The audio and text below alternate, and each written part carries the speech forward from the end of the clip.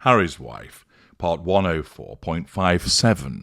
She clings on. Hello, I'm H.G. Tudor. Yes, she is a Klingon. Maybe not in the Trekkie sense, but certainly with regard to holding on to those things that her narcissism deems are most important to her. Remember, of course, she doesn't know what she is. Her narcissism blinds her to that.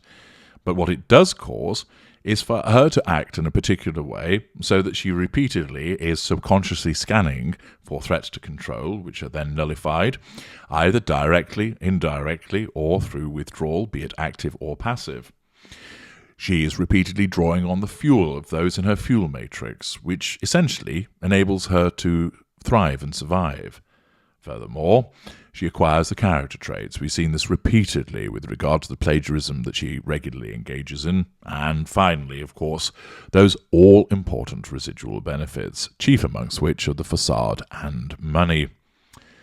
But what is it that she's clinging on to within the prime aims? Well, the US Sun, in an article by Gemma Carr, tells us, making her mark, secret sign show-off, Harry's wife, is milking the royal name as far as she can for prestige. This, of course, isn't a surprise. You all know that she's milking the royal name because it's the only reason that anybody's heard of her, notwithstanding the fact that she repeatedly attempts to ram the fact that she was in Suits down everybody's throat, which causes most people to say didn't know about it, never watched it, had no idea who she was, and she was just a cable mattress actress. The fact is, the only reason that Harry's wife had any degree of prominence is because she married Harry. She might have perhaps continued in some other substandard series tucked away somewhere amongst the television networks. She possibly might have managed to come crawling along as a spider and utilize another man to her benefits, perhaps trading up from Trevor Engelson, but not to the extent of someone like Prince Harry. But she wouldn't have been known on a global scale, not at all. The only reason that people know about her and now have come to dislike her because of her behaviours is because she's thrust in front of everybody as a consequence of who she married. She wasn't going to ever become a Hollywood A-lister. She hasn't got the ability, looks, or talent. She wouldn't become a famous author, screenwriter. She hasn't got the talent. She wouldn't be an all-encompassing sports star. She hasn't got the talent. She wouldn't be a singer or dancer of any note or renown. She hasn't got the talent. She couldn't become a notable politician. She wouldn't have the contacts or the raw ability that's required to navigate those shark-infested waters.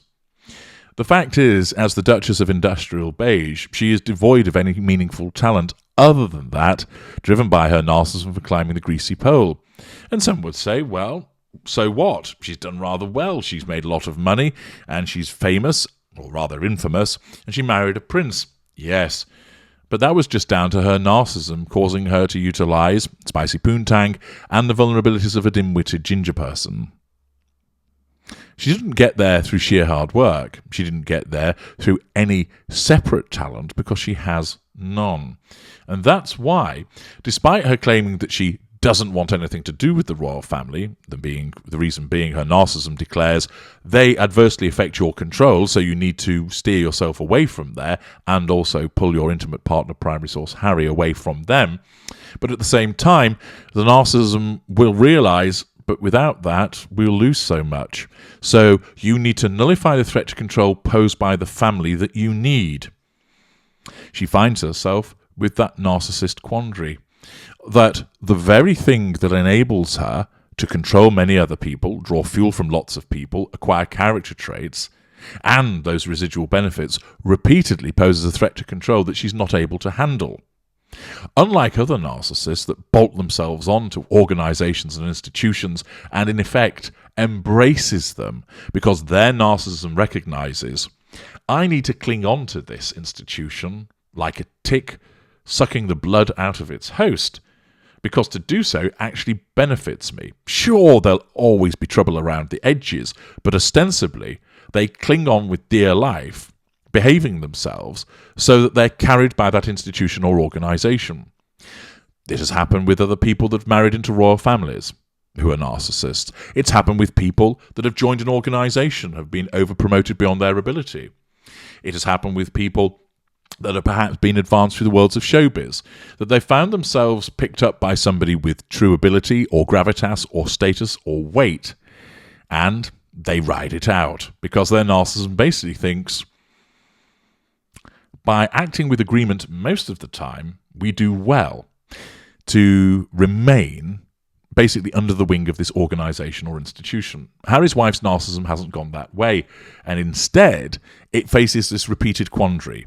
Need them, but they keep threatening our sense of control. Need them, but keep threatening our sense of control. And therefore, as hypocrite as she is, it causes her to attempt to pick and choose. I don't want to have anything to do with you, but I'll keep the title, thank you very much. I don't want to have anything to do with you, but I will use this royal status for the purposes of leverage. I don't want anything to do with you, but I insist that people call me a duchess. I want to involve myself in politics, but I don't care for the fact that I shouldn't be doing that because of my royal status.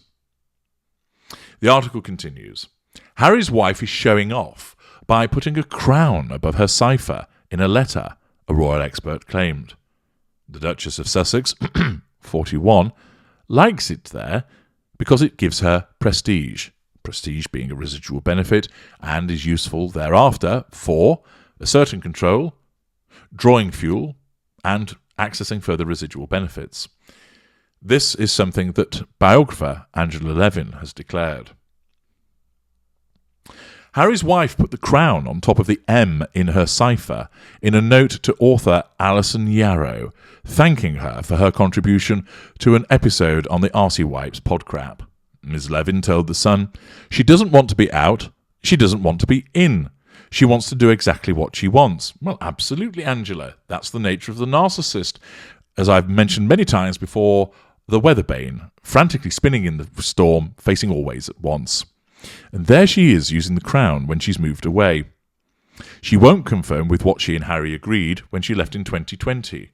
She changes. She's not supposed to use it anymore. Okay, what's the palace going to do about that? Absolutely nothing. She's pushing it as far as she can, in every way she can. Otherwise, if she was grateful to the royals for making her one of the most famous people in the world, for making her incredibly rich, for giving her a husband who adores her, and she can't show the smallest bit of gratitude. Well, the reason for that, Angela, is she believes that she's the one that's achieved all of this because she's so special. The article continues. She likes it there because it gives her prestige. That's why she's hanging on to her titles. I think she would ditch it if she doesn't like the royal family so much. Well, again, viewed through the eyes of a non-narcissist, you would think, well, if I don't like it, I shouldn't really use the title, should I? But with her, she can be that hypocrite. But it gives her more work and more attention, Levin continues. People think more highly of her if she's got the title, and, of course, if she's got the crown there, wow, that is absolutely amazing. And, of course, it goes back to certain individuals who are easily impressed by these things. I think it's related to being around celebrities, wealthy people, lots of work, more money. She's always interested in global. Everything she talks about is global. And if she's working around the world with a picture of a crown, it's a fantastic little helper politically, because everyone will think, oh my goodness, she's amazing. That's what she thinks people will think. It's just to show off, really. The article then bangs on about what was talked about in the Archetypes publication, podcrap rather, and we don't need to go through that again, you'll be pleased to know. But this demonstrates that she clings on to this title as a hypocrite because of the residual benefits that come with it, but it also continues to demonstrate, as Angela Levin has pointed out, albeit not as articulately as your glorious narrator, the reason she does so is because she clings on to the very thing that threatens her sense of control, because without it, she'd be a nobody. I'm H.G. Tudor. Thank you for listening.